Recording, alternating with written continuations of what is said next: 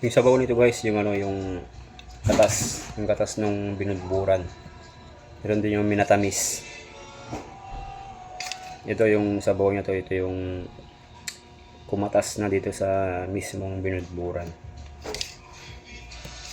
Dalawang klase yung sabaw nito.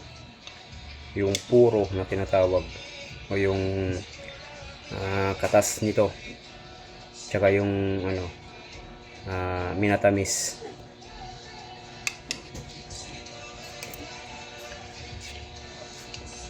Parang sabi nilang alak. Ito yun, nakakalasing.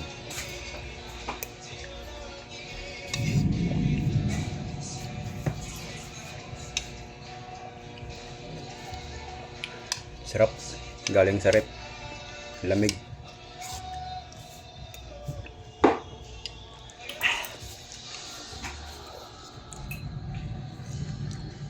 Mama ko yung gumagawa nito guys. Ito yung hanap buhay niya nung mga bata pa kami.